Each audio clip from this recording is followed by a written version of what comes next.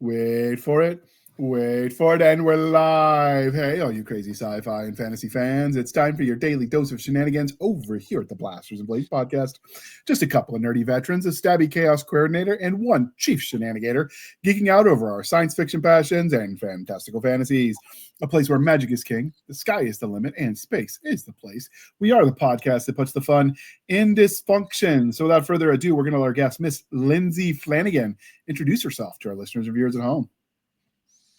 Hi. Yeah, thank you so much for having me. Well, I'm an author, and that sounds like really boring. I write books. But I've been a book nerd my entire life. Like, if I was given a choice to go outside and play or stay inside and read, I was staying inside and reading. So I work in the publishing industry. I've got 2 books out, 2 books coming out next year, and several more contracted. So I'm living the dream, I guess you could say.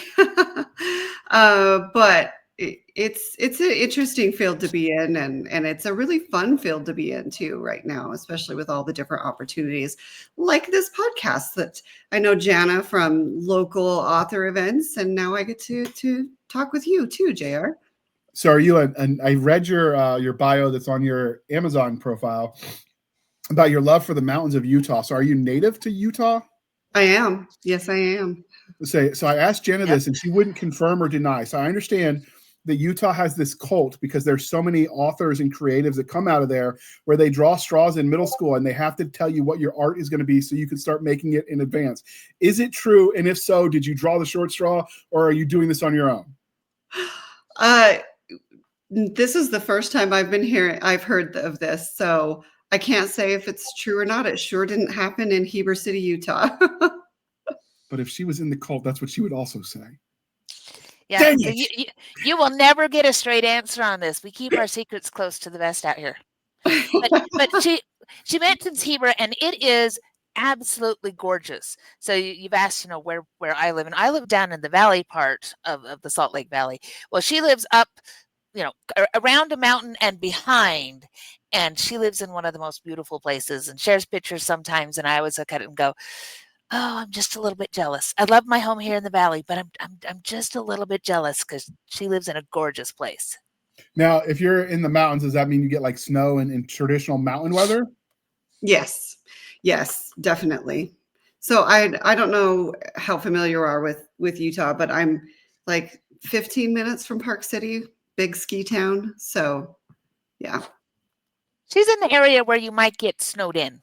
Exactly. I'm in the area where generally you get salt trucks. That's kind of the divide. The higher you get, the more you deal with the weather by saying, well, that's nice and I'm staying home. Right. And in fact, but I have only had one snow day in my entire life. I won't say how old I am, but it was back in the winter of 93. It was a big winter. Yep. And I mean, I was little then, but the snow banks were higher than my head. They were 6 feet tall and they were gigantic. And I haven't seen anything like it until the winter of 23, where it was getting pretty close to being that big too. But my kids didn't get a snow day. Darn virtual learning. Right. It was so thick in the Tidewater region that when you walked outside and you stepped in it, you could see the grass, but it was still a little bit white, and they canceled the world. Yeah. Yeah. Wow.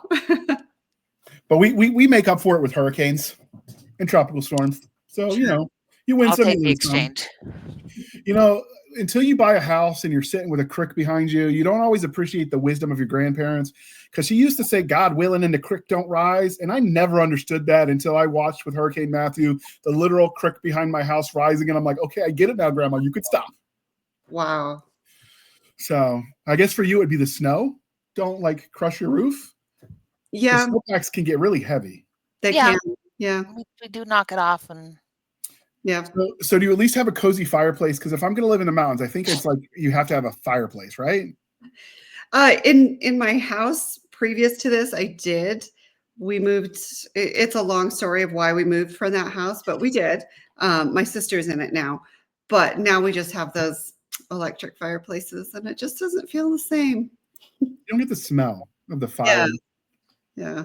We do have a good fire pit out and back, and we'll do bonfires all the way into November. So I almost want to live in a snowy area just so I have an excuse to buy a flamethrower to clean my driveway of snow.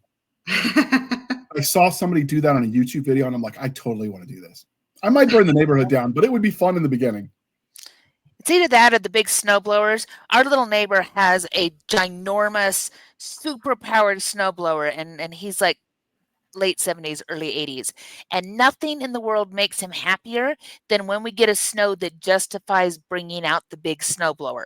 And he will go up and down the street and dig people out just because he's taking so much joy in this ginormous snowblower. And he's always sad on the years that we don't have enough snow to justify the big guns. And, you know, my husband pulls a little snowblower out and he's like, I'm a little embarrassed when neighbor Steve shows up with his snowblower. I think snowblower, and my mind automatically goes to that, was it 85, 86 movie Short Circuit? Hey, Laser Lips, your mama was a snowblower? That's exactly it. Okay, so this is the Blasters and Blades podcast. So before we get too deep and have too much fun, we do have to do the religion questions. So are you ready for this, Lindsay? I'm ready. All right, Star Wars, Star Trek, or Firefly? If I had to choose, it would be Star Wars because it follows story structure so perfectly. But I'm more of a fantasy fan than anything. So, but Star Wars is fantasy, but some people say it's sci-fi. So, you know. All right. Well, speaking of fantasy, because we are polytheistic here at the Blasters and Blades podcast, the Game of Thrones, Wheel of Time, or Chronicles of Narnia? The Lord of the Rings. That was the original that OG. That used to be on the list. Yep. But everyone picked it, and it got so predictive that it was like, okay, this is the question where everyone says Lord of the Rings. So we had to mix it up a little bit. And, you know, Chronicles of Narnia was contemporary to Tolkien. So that's how he got on the list.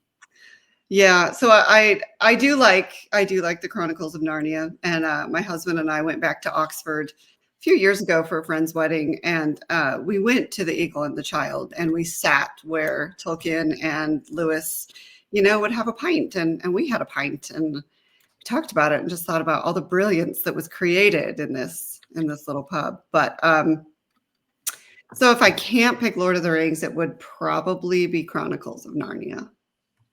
Fortunately for you, you can actually pick anything that you want. We always have your list sucks and I like something else. So it's all good. Yeah. I mean, I'm a Tolkien, you know, nerd. I took classes on him, so I can't say anything but Tolkien. So I mean, I follow several Twitter accounts that are nothing but Tolkien memes, and one of them is nothing but the Bormer meme, your brother would have, no matter what happens. So I'm going to have to check it out. I go out of my way to follow accounts that publish or post nothing but like silly nonsense and funny memes and, you know, wholesome stuff just to offset the news when I watch it. So I don't like, you know, pull what little hair I have left out. It's kind of a must. But yeah, the Lord of the Rings memes are pretty funny. They're a big thing. I was at FanX doing panels this year, and my very first panel was up against 2 Lord of the Ring panels. And all the panelists, we get in, we look at each other and go, it's just going to be us. It's going to be the 4 of us sitting up here talking to ourselves, because who is going to come and listen to us talk about found family when they can go and listen to John Rhys Davies talk about being Gimli? I mean, if I had a choice, that's where I would have been. And we actually did get a little bit of an audience, but it was like, oh yeah, the capacity filled up, and so the rest of us had to go somewhere else. Like that explains the audience. Yes, Lord of the Rings is still big. When you counted each of the guests in the audience, you could say that counts as 2. Exactly. Still only counts as 1. Yeah, exactly. Have that argument, and the nerds would get it. All right. Yeah. So, one of the crying shames of adulthood is that we stop asking each other the important questions, and thanks to the generosity of our sponsors, we are bringing that back. And so, I'm going to ask you, madam, what is your favorite dinosaur? You know, the only time I was ever into dinosaurs was back in 2nd grade when The Land Before Time was out. The first one. I know there's like 27 of them now, but it was the very first one. And didn't really like Littlefoot, but I liked his friend Sarah, and she was a Triceratops. So I guess I'll go with her. Yeah, you can generally tell the age of people by what dinosaur show they relate to give their favorite. My kids loved Dinosaur Train, though, growing up. Loved it. Yeah, that was, I don't know if that was around as an option when my kids were little. Yeah, they still know the theme song. They sing it. It's great. Although I do remember the kids liked the Power Rangers when they had the dinosaur season. There was that. That was my kids. And I liked the martial arts action that never quite lip synced right. That was always amusing. It led to some funny little spoof activities when you wanted to make fun of it. All right, so since you weren't a huge fan of dinosaurs, but you do write books for young kids, so we're going to give you an easy one instead. I'm going to throw a softball across the plate. Should be a home run for you. What's your favorite zoo animal? Oh, wolves. Excellent answer. She gets to say, Janet. Good find. Woo! I love it. I win. I'm a sucker for wolves. Yeah. And wolf shifters. Ever since I got really, really bored in third grade, and I hid David Eddings' The Bulgarian series behind my math textbook because math was boring, and David Eddings had cool stuff in it. And the grandfather, he shapeshifted into a wolf. And I'm like, I want to do that. I love that I am not the only person who hid their book during math. I got in big trouble. Mine was the Babysitter's Club, That's valid. Yep. Yeah. But yeah. So Well, I can relate. When I started getting caught, I started messing with the teacher a little bit. So I started bringing like Stephen King's It and Cujo. I didn't really like it. I've never been really a huge King fan. I don't really like horror, but I did that more for shock value. I mean, I was capable of reading it. I was a precocious reader, but that was mostly just so I would get the reaction when I got caught, because I always got caught. So I'm like, well, if I'm going to get caught, and of course it's a big book, how do you hide that big, massive book behind your tiny little? So that was intentional, though. My poor teachers, they ought to get a raise. I know they're retired now, but they still ought to get a raise for putting up with me. They did put up with a lot. They did. And then they got my sisters, too. It was like triple trouble. My brother swears he's the good one, though, so we'll see. I'll have to ask my mother about that one, see what she says. All right, so we're going to bring this home, and we're going to get all civilized and stop talking about our misspent youth. And I'm going to ask you, since we are civilized human beings here at the Blasters Blaze podcast, we are no longer knuckle-dragging troglodytes. So, coffee or tea, and how do you take it? Coffee. Yeah, definitely coffee. And I always take it with a little scoop of hot chocolate to make my own, like a little, the dry powder cocoa to make my own mocha at home. We need to put she and Melissa O in the same room because they would be best friends forever with the whole mocha thing. Charlie Cox does that too. Oh, we'll see. Now we're going to have to come up with a panel at some point that's just, everybody who drinks mocha and let them wax philosophical on mocha and fiction. We could find, can the replicators in Star Trek do a good mocha? That we could find it. We could find some kind of hook in here. We're going to see how dignified you are. Do you drink your coffee with your pinky up? Probably not. No. Yeah, I don't either. I'm not pretentious. Yeah, I don't think so. I think that only works with dainty little glassware. Yeah. And mugs are not the same. Yeah. I feel like you could do that with tea, but with coffee, and you just have to wrap your hands around it. And I actually just invested in a brand new coffee mug for Breast Cancer Awareness Month for October. Black Rifle Coffee, the local one here in Heber. They partnered with the Horse of Many Colors, which is a foundation to help cancer patients. Anyway, they have these mugs that are pink, but they look like grenades, and they're big. And I had to go invest in one because I fully support the Horse of Many Colors. They helped my dad when he was going through cancer. Also, breast cancer awareness, right? But it's a grenade. It's a grenade full of coffee. I love it. They are a really cool company. They are. So if you have a link to that local one that's doing the charity for the grenade, and they do any kind of like mail order where they'll mail the mug to you, we'll link that in the show notes. And because this will air in October, this will be breast cancer month when this goes out in the middle of the month. I'm writing a note right here for grenade mug. Otherwise I'll forget, because when we're done, I have to go get kids, and you know how that goes. Yep. All right, I've written the note. Yeah, it's awesome. I wish I would have brought it so I could at least show you, but you know. I had to get a new mug recently. My when I was in grad school at Nova, I worked in the coffee shop to pay because it was my work study. It had the coolest name. So the Villanova sat on a functioning monastery. So the name of their coffee shop was the Holy Grounds Cafe. I mean, you can't write a better pun than that. Like that was just Really those not. monks were awesome, top tier. I salute them. And you used to be able to buy this coffee mug, and if you bought the mug, it was like $20 in 06 money. So it's probably like $1 billion now, but it was like $20 in 06 money. But then you get quarter refills for a quarter for the rest of the year. But a lot of people that were the undergrads that were buying those for their meal plans were also spoiled rich kids. So they would just leave them after the first day. And so rather than throw them away, I had a collection of them for a while. And I was down to my last one, my Villanova coffee mugs, because I loved them. I had fun there at grad school. And the last one died, so I had to get a new coffee mug. And the day I threw my last one away, I had to have the AC heater guy do his annual service. He's like, hey, you got selected for a random mug from our company with our logo on it. So now I have a travel mug. Yay! Not as sentimental. I didn't liberate it from spoiled rich kids, but I mean, it's cool. It was certainly expensive given what ACs and heaters cost these days. Yeah, no kidding.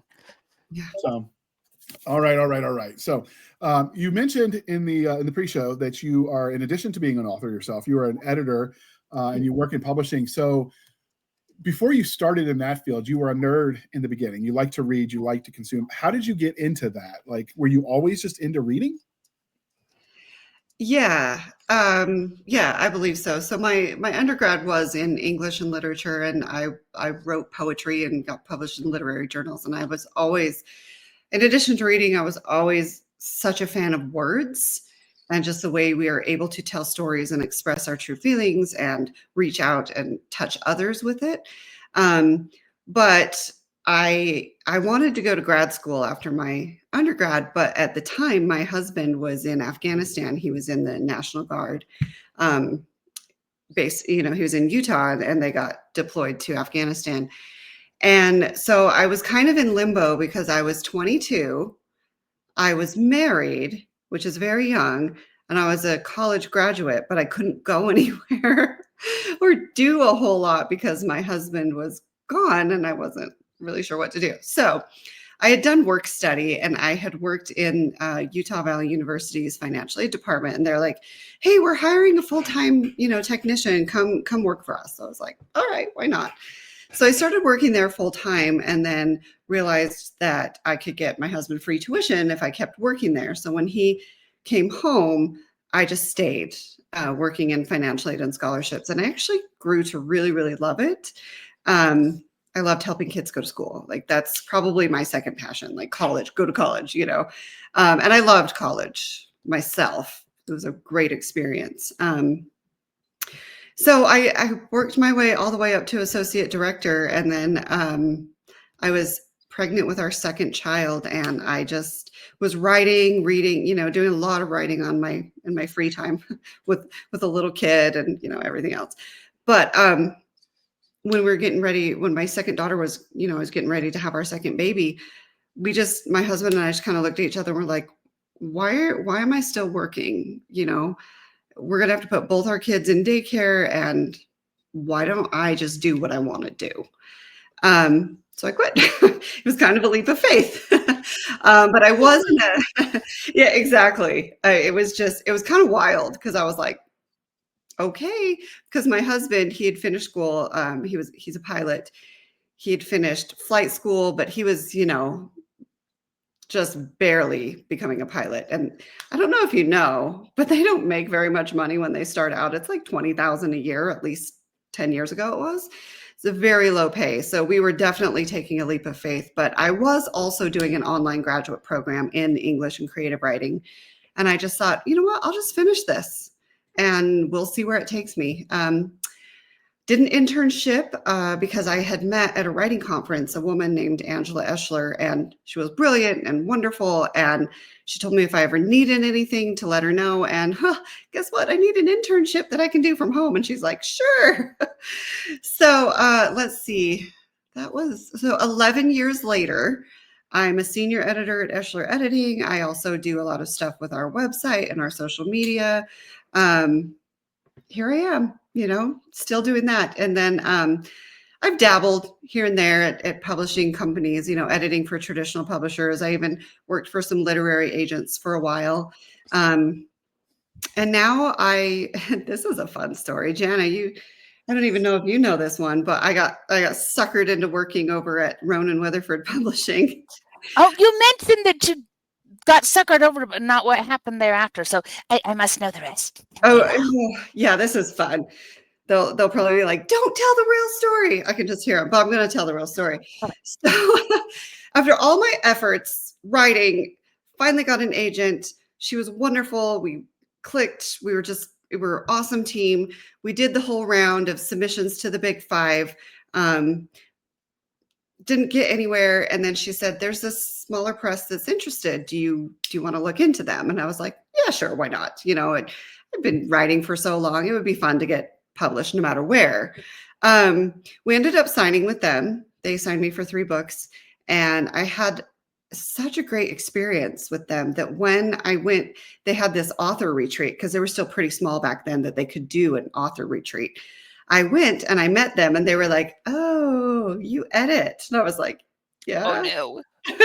And they're like, do you want to come edit for us? And I was like, nah, I don't want to do that. I don't want to do that. They're like, all right, well, if you change your mind, like, yeah, I don't think I'll change my mind.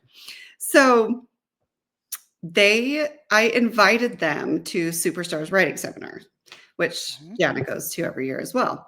And they came out and they got to meet a bunch of cool people because everybody at Superstars is amazing.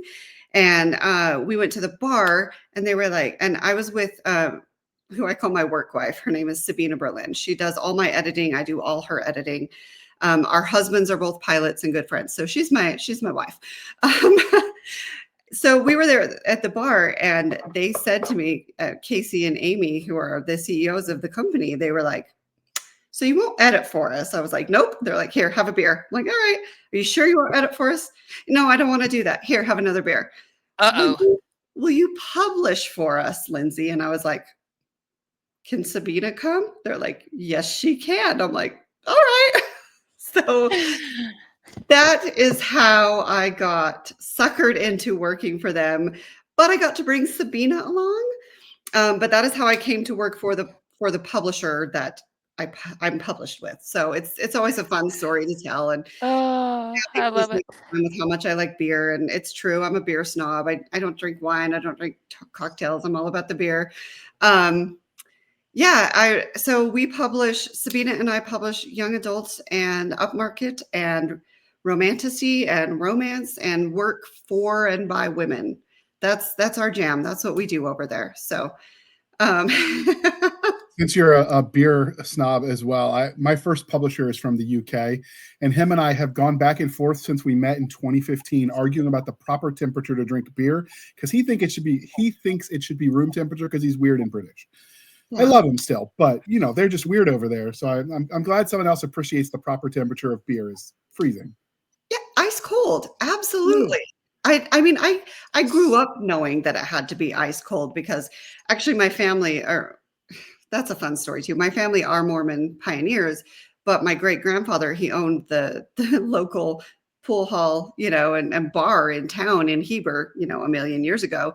And in the 80s, your dad could take you to the bar with him and set you up at the bar because it was your great grandpa's, but there was a sign that said ice cold beer on tap.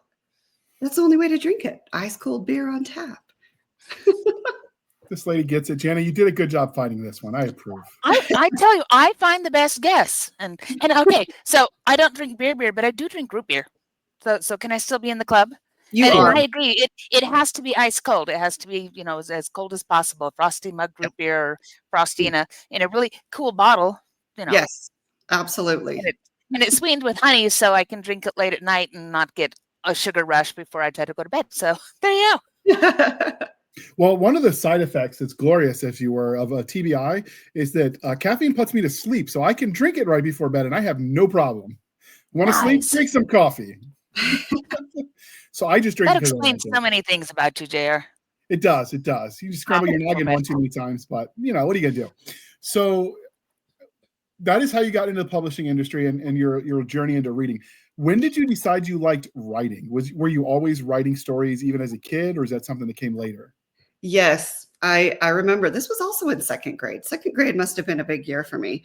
I wrote my first book and I illustrated it. I can't draw. And it was called Black Beauty. I know, real original. It was about a girl and a horse. Yeah.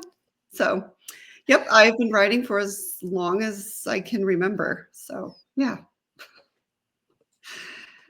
Sounds interesting. So when you started writing, obviously, you started in a very tumultuous time with your husband deployed. It sounds like he was deployed during the early war, which was a lot more energetic, shall we say, overseas. Because that was when I was over there as well, which of course meant, you couldn't even turn on the news without being like, oh my God, right? Like, as much as it sucked getting shot at, I'm sure it sucked equally as much, if differently, sitting at home and having to watch it on the news. So do you think that period of your life affects the way you tell stories, having been the Army wife who sat at home and had to watch the war unfold? Because at least you go back far enough, the women didn't have to hear about it every second of every day. They could detach a little bit and go on with life. In modernity, you don't get that. You watch it wall to wall, 24 hours a day. Yeah, I even still to this day stay away from the news, to be honest. Probably saner for it. Yeah, it's gives me so much anxiety. But during that time, so I was like a senior in college, and then I started my first like post-college career, and I was doing a lot of creative prose and poetry and things like that. And I know pre-show we were kind of talking about it. I was like, no, I don't think it comes up in my work at all.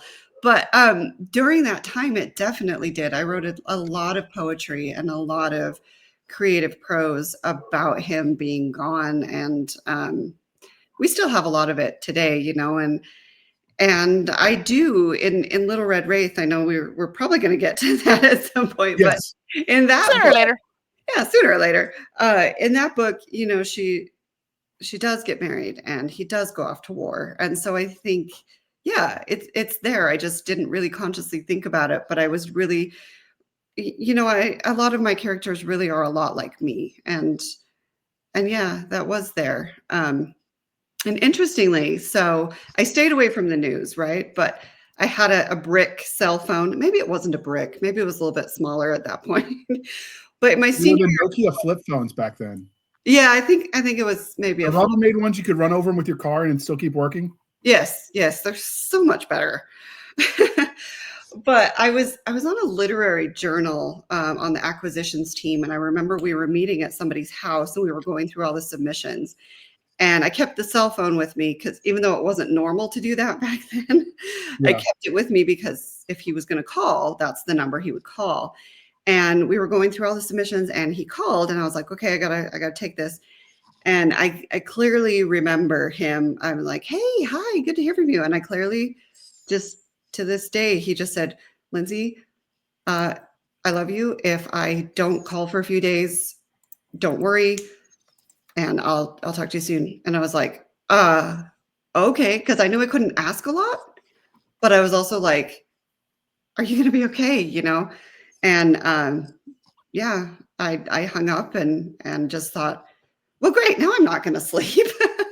But yeah, two of my worlds colliding there, doing literature and then having him call from Afghanistan. So most people don't realize that when you're in those call centers, if somebody says the wrong thing and they feel like they gave something away, because there is keywords that'll catch it, they will shut the entire outgoing call stuff down and freeze it. So calls sometimes will get dropped mid call because other idiot said something they weren't supposed to. So yeah, they were big on operational security back then. Yeah. So now, was your husband a pilot in the Army, or did he get his license after? That's another fun story about my life. He was a helicopter refueler. But the plan was for him to go to flight school in Germany right after deployment. But I couldn't do it. I just said, I need you to come home. And he did. So he gave that up, God bless him. He was a wonderful man. We talked about it, like, okay, maybe later, but then he got out because I was just like, you've been gone for a year and a half. We were married before you left, but I feel like we're starting again. And, we wanted to finish school. We wanted to start a family. So he chose me, which is wonderful. But then he decided to be a commercial pilot. So he didn't ever go back into the military, although I think he sometimes still wanted to, but he didn't because he chose us over it. So they say the first 2 years of marriage is the hardest. So I took the easy way out and I went to a war zone because I cheated. Right. Oh, that's hard. I'll just go to war. Right. I appreciate the hard decision he had to make. Avoid the hard stuff. Go to war. Yeah. So, all right. So we brought you here to talk about Little Red Wraith. And so before we do that, we're going to pause for a moment and shamelessly shill for the man and the woman this time. Let me scroll down to get that commercial up. And we're going to show. You're going to keep singing? I'll pause it just to let you sing. We can no. Just go right ahead. I'm just helping. That's my job here. I help. The necromantic magic of the Great Lich has held sway over the world for 100 years. Can a young knight of the god of death and the last priestess of the goddess of life destroy him before their homeland falls? The only survivor of his convoy, journeyman knight Darian, is entrusted with an ancient scroll and one mission. Return the scroll to the High Temple in Hothan, no matter the cost. He never expected that journey to include stumbling onto the last healer in the world. Now he must take not only the scroll but the woman across the kingdom to safety, each step dogged by the relentless undead. Death's Knight, Book 1 in the completed War of the Lich series by Matthew T. Summers and Jenna Ray. Hey, we know that girl. All we right. do. It's very exciting. I need to put music behind it at some point. My husband does a great job reading the ad copy, but I need to, spiff it up. I've been listening to the ones that you put out. I'm like, oh, I have ground to catch up with. That's exciting. I hadn't heard of this yet. Oh yeah, that's my trilogy that we've done it on the show before, so I won't talk about it much. But yes, that's the trilogy that is finally all done. It took way too long because life kept happening. So I'm glad to have that Curse one. you, life. Yeah, I know it happens. Jay and I have this discussion all the time where it's like, how much have you accomplished on the project that we're co-authoring? It's like, not as much as I wanted to. So we count every little bit of forward progress as a very good thing because life does come out swinging. It absolutely does. Absolutely. All right. So with that out of the way, if you want to check that book out, link will be in the show notes. But we brought you here to talk to Lindsay Flanagan about her book, Little Red Wraith. So before we do that, can you tell us where the concept for the story came from? Because obviously, the title is a play on words. And if you don't know, you need to go back to your childhood and reread a bunch of stuff. But where did the concept for you come from to write this story? So it actually was backstory for my middle grade series, which is called Anna Gray and the Constellation, the Leith Realm Adventures. And I was trying to figure out what her parents were up to and how she ended up in the human world, because they're obviously from a magical world. So I actually was borrowing from some stuff I had written years ago, a fantasy trilogy that was horrible. But, we all have to write those horrible fantasy trilogies before we can be successful. Oh, yes. The trunk novel is so important. Yes. But the concept was good. The execution was not good. But I had a foundation of, I was like, oh, okay, I know why I wrote this, because that's actually her parents, but I'm going to change it up a bit. So in order to write the second book of my Anna Gray series, I wanted to tell the parents' story. And it got to be so big and so much that I told my publisher, I was like, I think I have a problem. And actually I told my agent, and she told my publisher, we think we have a problem. And so what we did was say, well, what is this then? What is this called? Anna Gray and the Constellation is part of the Leith Realm Adventures. Little Red Wraith and the other books that are coming are the Meadian Chronicles, which are basically prequels. They take place 16 years earlier. The next book's going to take place 18 years earlier. And then the final book is going to take place, I think it's like 10 years earlier. So they go back in time, and then they all meet at Anna Gray in the constellation. So I don't know. I just like torturing myself, I guess. And that's why I did it. But so, yeah, it was all backstory that I had to then rewrite into actual story. And I love my protagonist. Anna is an anti-hero. Hi, Taylor. Hi. I'm the anti-hero too. But she is somebody that I wanted to write because I wanted her to grapple with, I don't want to be a hero. I don't want to be really that good. I just kind of want to live my life. But she can't. She can't because she gets, as all good stories do, she gets tossed into this big problem. And she's faced with this big choice of either being a potion maker to, kill for the rebellion, or, concoct a different potion for the queen that would actually really hurt the people like her who can't shapeshift. They're all shapeshifters, but some of them can't actually shift into their animal form. And so they're looked down upon if they can't. And so she has to make this terrible choice. And I feel like sometimes in life that does happen. It's not good or bad. It's bad or worse. And that's kind of what all of these prequel stories are going to be about, bad or worse. So we can see that, heroes might not be, all Luke Skywalker. See, Star Wars. I can talk Star Wars. Always Star Wars. But they come in all different ways, and sometimes they just want to be left alone. So basically, you're Sophie's choicing the heck out of your protagonist because you don't like them. No, because she loves them, and that's. I mean, I've read it, and that's where a lot of the heart of the story is that she's making the best of no good choices. And again, that's really real to life for all of us at certain points where you look around and you go, it does not matter what I choose. There's going to be a consequence that comes out of this. And I'm not going to like all of that consequence, but I still have to make a choice. I can't stand still. And she's got family involved, and she's got all of these pressures that are trying to drive her choices. And in the end, she's got to make the one that works for her and then live with what that means. Yeah. Was that non-spoilery enough? That was non-spoilery. I should hire you. Ta-da! Very existentialist thinking. You always have a choice, even if it's dying. You always have a choice. Yeah. Yeah. And I mean, in the end, not to spoil anything, but it is a pretty selfless act of what she does, even though she's kind of bad. But she's also badass because I had to get some, fighting in there. And then I had to have a little bit of a romance in there because, I just did.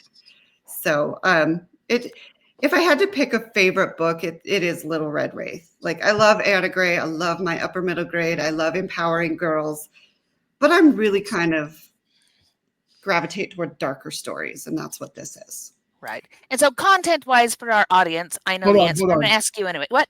Nope. I feel like somebody needed to grab her characters and cover their ears because she just claimed favorites, and moms aren't supposed to do that. I think Anna Gray would agree, though, because, Anna's pretty badass. I think she would agree. Okay. I mean, Anna might now need therapy because of what you just did. Possible. All of our characters need therapy. That's part of the point. We've talked about this for years, how funny it could be to get someone who's actually in like a psychology field and have all the disclaimers, they're not your psychologist, and then have them just like psychoanalyze various characters in various books after all the torture they're put through. But I haven't got a shrink who would bite. They're all afraid of being either less than serious or getting sued.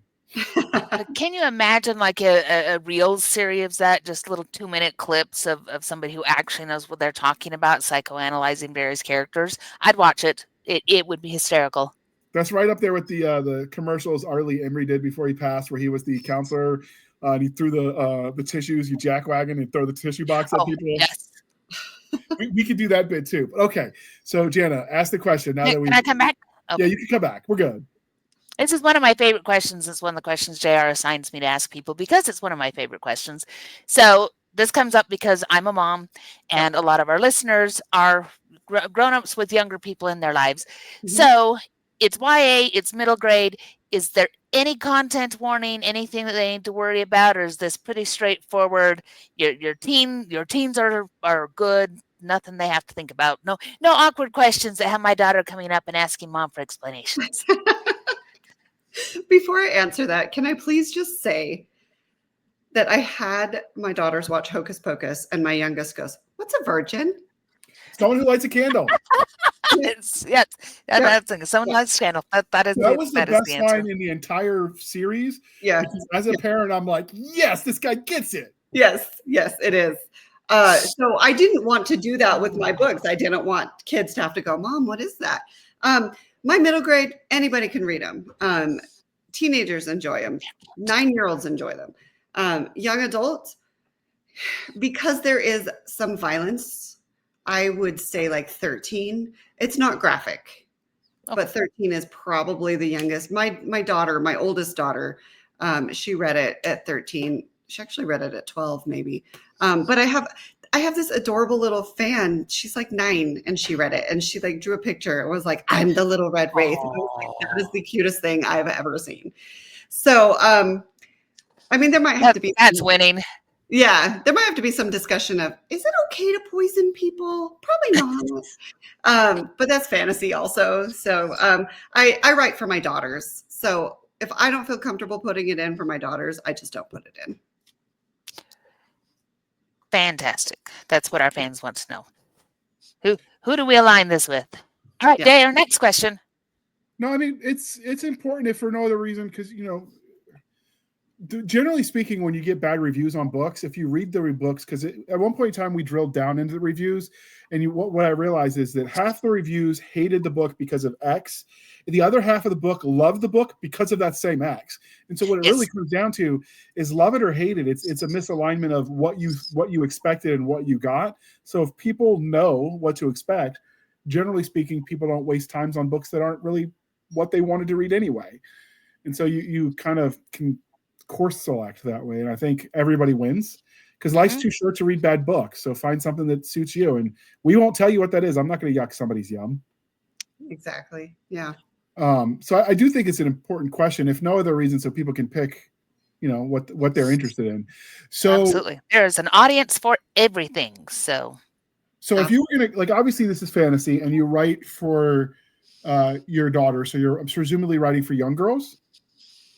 Yeah, young girls, teenagers, young adult, and when I say young adult, that's really different than the young adult genre. I write for like women, girls and women of all ages. Even the older like me, older than me, have enjoyed the books because they like to see powerful girls. And I wrote that horrible trilogy that never went anywhere and that ended up being backstory. But when I was trying to figure out what I could write instead, my daughter came home. She was 5 at the time. Now she's 16. Well, anyway, she came home crying, and she was like, I was like, "What happened at school?" And she said, "Mom, this boy said I was weird." And I was like, embrace it. Because all the people are weird. Yeah. Always go with it. Yep. So I decided to write a book called Anna Gray and the Constellation about a girl who had a weird quality about her. And what it was she had night vision, and she could see in the dark, and she had, funny shaped eyes, like the pupils are crescent shaped. And she has to learn to embrace that. And I wanted it to be a lesson for my girls that these little qualities about yourself that are what make you different, make you unique. That is what makes you powerful. That's what makes you you. So I just took it and I've applied it to all the books that I've written and said, okay, I'm writing to empower girls. And, I don't mean to leave boys out. Boys have enjoyed my books too. And I think they can also learn from that lesson. But where I have daughters, it just may naturally gravitate toward the girl audience. I think there's room for the argument that the literary industry has left young boys behind. I don't think you solve that by trying to be everything for everybody. You write books for what people are interested in, and young boys and young girls, generally speaking, have different interests, and that's okay. So writing for young girls is a good thing because too often you try to pigeonhole and you end up people thinking to write a strong female character, it has to be a dude with, lady parts, right? And then it doesn't read right. I'm censoring my language because your audience is young. See what I did, Jana? See what I did? I can be taught. I'm so proud of you.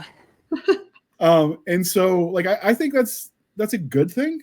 I think because you have to start with where people are. So when we talked in the pre-show, part of what you liked about some of the fiction were not just the genre, because the genre is just the trappings, right? You could tell a story in just about any genre, and the genre is the setting, the story is the story. For you, are there certain themes that you like to explore when you tell these stories? Because obviously fantasy is the setting, but the themes are the story, right? So is there any specific that you like? I mean, I think I kind of talked about it when I was talking about, embrace what makes you unique. There's a lot of exploration of finding who you are, people with an identity crisis, learning to love. Like, love is a big thing in my books too, not just romantic love, but self-love.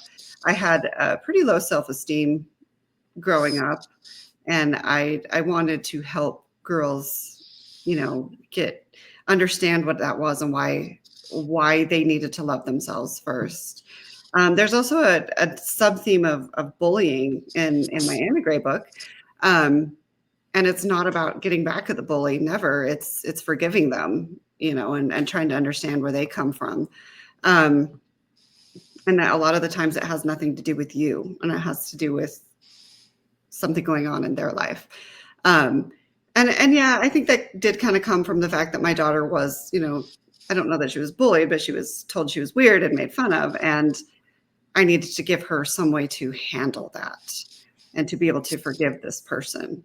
But also think, self-acceptance is so big. If you don't love yourself, then I think that's a lyric in a song. But anyway, if you don't love yourself, you can't really truly love other people, I don't think. So normally, like, the concept of trigger warning isn't something we worry about because we tend to talk about adult books for adult readers, and adults have discernment, right? They've got the, hopefully, wisdom of their years. But you're writing for younger people who don't necessarily have that life experience to understand the world yet. So presumably you've thought about what trigger warnings you might want to put on a book so parents can self-select appropriately. Are there any that you come to mind that are in Little Red Wraith? And I don't know why I didn't do this already, but let me throw that cover up because it's glorious. It is a good cover. Thank you. It's beautiful. No, I can't think of any. I think when I talk a lot about okay, let me back up. So no, I wouldn't say there would need to be a trigger warning on this. Talking about, the fact that in Anna Gray, there's a bully. In this one, there is definitely some prejudice against the shapeshifters who cannot shift. So there's got to be, there is definitely some conflict there, but it's learning to accept yourself for who you are, despite what you can't do. I have a new series coming out. The first one comes out next year, and I do put a trigger warning in the front because it is about anxiety, which is something that I've dealt with, anxiety and depression, my whole life. And I do put that, because it is for young adults, I do put a trigger warning up front, and I just say, hey, this is what this book deals with, and, be aware. So I do think that's very important for kids to have, for parents to go, okay, do I want my kid to read this? So I will say, speaking of the cover, as someone who's colorblind, I often miss a lot of details on the covers. And Jana's like, "Oh, I really like this." And I'm like, "What are you talking about? What?" This one, I think I see everything. I really dig this one. It's simple. It's the silhouettes. I'm digging it. Thank you. I wish I could claim any credit for it, but I cannot. The cover artist is Casey Cowan, and he does amazing work. He's the cover artist for Roan and Weatherford Publishing. So if you go out to our website, Roan is ROAN, Weatherford, WEATHERFORD. Maybe we'll put that in the show notes. Yeah, I'll see your publisher in the show notes. That's perfectly reasonable. Yep. I'm going to type it right now, but the covers are him. He's okay. Yeah, so all of your covers are really, really pretty, because we'll probably talk about the others more, because we've talked about already having her back, guys. Yay! But yeah, you get beautiful covers. I love the the color saturation, because I'm getting old. I'm older than you are by a significant margin. And where JR can't see the color difference, my eyes are getting old enough that if I don't have enough contrast, I do start losing details too. So I hate the trends that we have gone through, especially in YA, where everything is dark. And I'm like, that could be the most beautiful cover ever, but I can't tell because all I see is dark. But Right. your cover artist does a really good job with bringing in different colors, different tones, different contrast. So I look at it and I go, look, I can read everything. It makes me very happy. So, this is what I want in covers, guys. I want to be able to read everything. Right. So we talked about your main character in this story. Are there secondary characters that you especially like? Yes. Oh my gosh, I love them all so much. This is a good answer. You love them all equally. Yeah. Most of the time. I love the wolf that she's with on the cover. Her name is Phalia. And I do believe she's hopefully going to play a big role in some of Anna Gray's later books. A lot of people adore this character named Blade. And he is, in this book, well, I can just tell you, he's Anna Gray's uncle. But in this book, he's only like 14. And he is so much fun to write. Like, I was so surprised when people read Anna Gray in the Constellation. They're like, oh my gosh, I love her uncle. Like, he's awesome. I'm like, oh, he was just, okay. It kind of caught me off guard. I was like, all right. Even there was someone who made a bracelet that had his name on it. His name was Blade. They made a bracelet. So I definitely wanted to put him in the prequel story because he's the younger brother of another major character named Grayson. I adore him. I think he needs his own story. I already have plans for him, and my daughters are like, no, you can't do that. So they're dictating what I can and can't do with Blade right now. But teenagers, man, what are you going to do? I know, right? But yeah, I love that. And I also love a character named Helene. I don't know where she came from. She just wandered into my mind and she was like, so my shapeshifters are called Warsaw and they all can shift into canine creatures. So wolves, foxes, coyotes. But she wandered into my brain and was like, I'm a panther. I was like, I don't have feline Warsaw. I do now. I do now. She's wonderful. I loved her. She was bad and awesome. And she hurts people that I love, but I liked her anyway. I love the world I've created and I love all the characters. I know so many authors say it and I didn't really believe it, but they are part of me now. And I'm just like, I wonder what Helene's up to. Maybe I should write about her. Next on the Blasters and Blades podcast, when your book friends are toxic. That's another psychological one. We'd need a special guest for it. Yes. Yeah, but again, they keep. I think they want to protect their license and be all professional. Fine. We need to find one who's retired. Maybe that's Never let us have any fun. That's the trick. So this setting is secondary to Earth, obviously based on what you said. There's shifters, presumably. Then there's magic in this world. Yes. Mm-hmm. Are there other fantasy-esque creatures we can expect to encounter? Oh man! Without spoilers. I don't know if you're going to show this, but I'm going to put it on the camera here. There's my first cover for Anna Gray in the Constellation. Obviously, you can tell this is much younger. This creature right here, if you look closely, that's not a unicorn horn. Those are antlers. And I did that deliberately, and I created this race of people who can shift into these horse-like creatures that have antlers instead of unicorns. Is this going to work? No. You can just go look on my website. Or show it now. I figured it out. There we go. This girl, this one right here. So she looks very unicorn, but guess what? She's not. She is not. I did it deliberately. Unicorns were huge as I was writing this book. And I wanted her not to be a unicorn, but I also grew up on horses, love horses. That's why I wrote my first book called Black Beauty, about a girl and her horse. So it's kind of funny that my first published book is about a girl and her horse. But anyway, they're called the Aobanic, and everybody pronounces it wrong because I did a terrible job at spelling it, because I based it very loosely on the Irish word for unicorn, which is AO blah, blah, blah, blah. I can't even pronounce it. But I did make my characters pronounce it like spell it out phonetically, like Anna Gray says it back so that you learn how to pronounce it. But so many people are missing it. I'm like, well, it's on page right here. This is how you pronounce it. Anyway, so you can expect to meet the Aobanic. They are a whole kingdom of shifters who shift back and forth in their equine form. And then I have the Warsaw who shift back and forth between their canine form, but also, you know, I got to figure out where those felines came from. There is another race called the Paysan, which basically I took it from the French word for country, which is pay. People with no home. That's kind of how I came up with them. They are part bird, part human, but they're, you know, they're big. They're our size. They have wings and tail feathers and they're gorgeous. And apparently one of them is like the hot character. His name is Jay. So, you know, all right. Gotta have the hot ones. Yeah. Yeah. And they are cousins to the crows, but spelled with an E, who are the night stalkers. They, you know, they go around at night. And they're kind of the bad guys. The crows are, you know, with reason.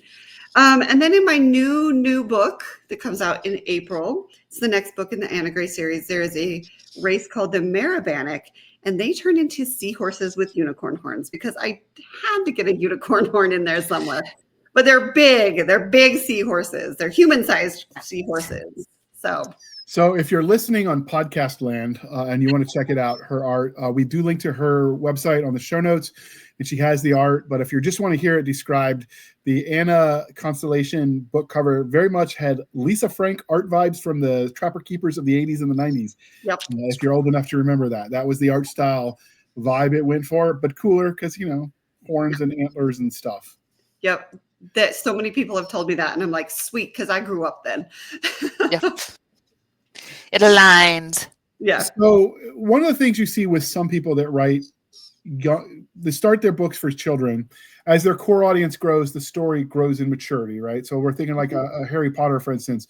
If you look at the way the story was written from book 1 to the end, it became more and more mature, went from kind of middle grade to YA to almost proper adult novels in the tone.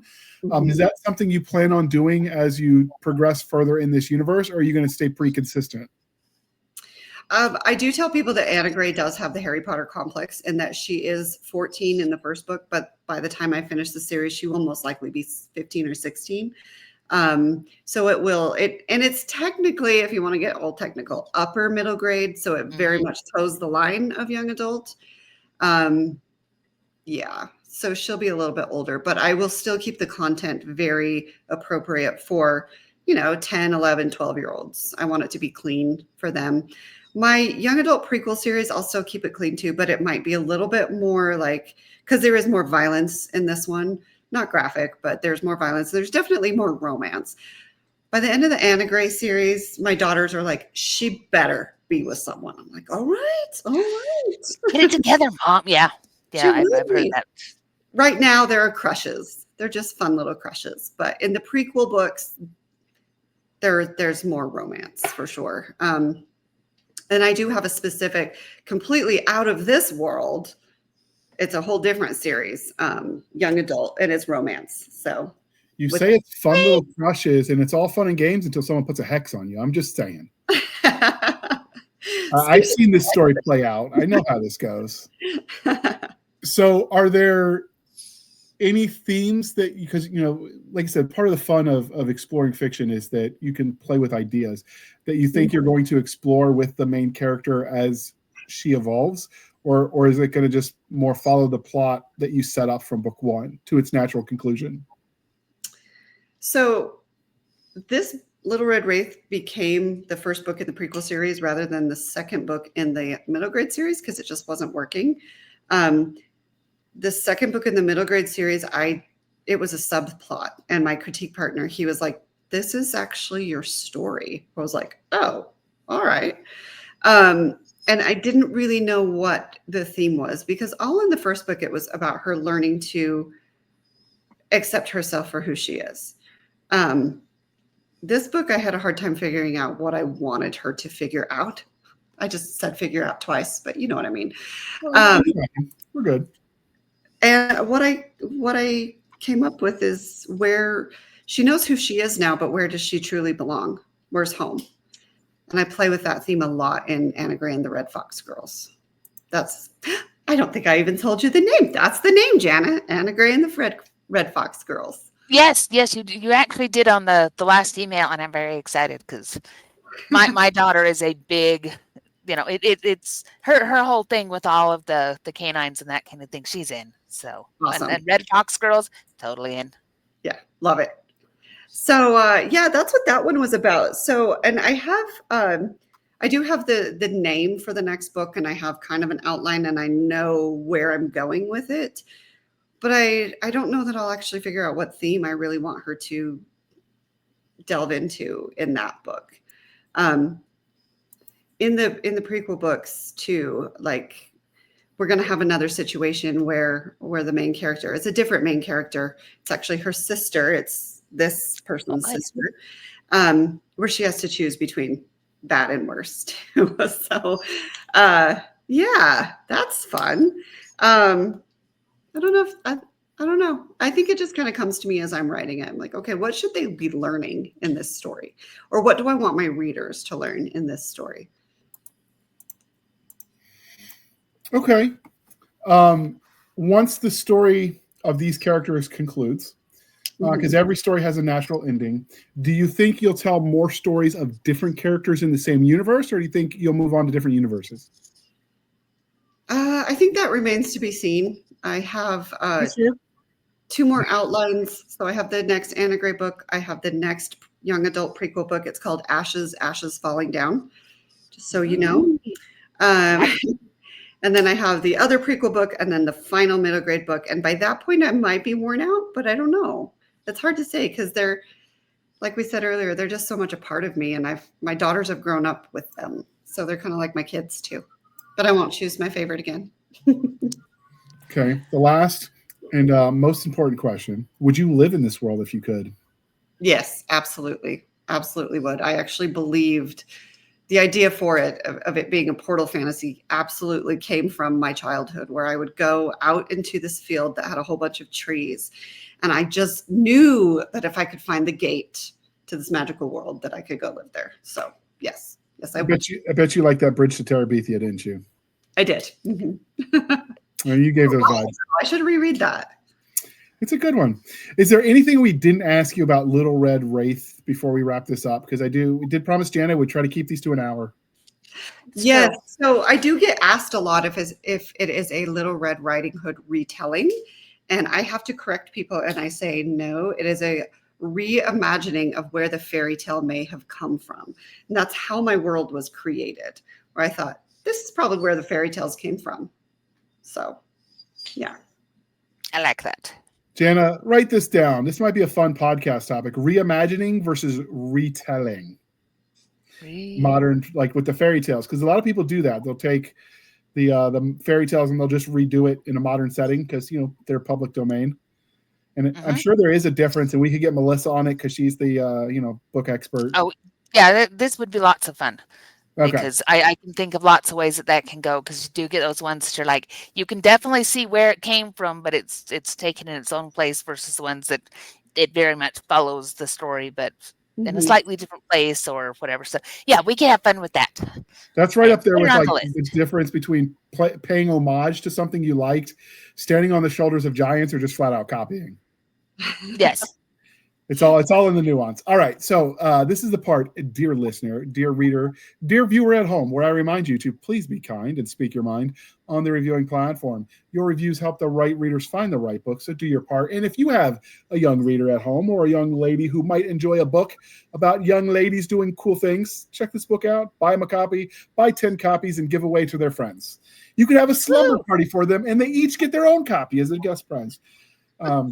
Lindsay won't say no to extra copies selling. No, it's true. All right, Lindsay, if we wanted to stalk you, if we wanted to follow you on the internet, how might we do that? I'm probably most active on Instagram, and I'm Lindsay Flanagan, author over there. And I totally forgot to mention, Little Red Wraith audiobook comes out November 24th from Tambour Audio. I've heard the narrator. She's amazing. I love my narrator for Anna Gray too. If you do audiobooks, they'll both be out. Anna Gray is out. Little Red Wraith is going to be out. And all the rest are going to be out eventually. I got to write things. I got to go write some books. Yeah, but the kids want things like food and help with their homework. They're so demanding. I know. Life. We talked about this. Life. All right, Jana. Since I haven't added you to the link tree yet, I'll get to it. I promise. Maybe 2026 will be your year.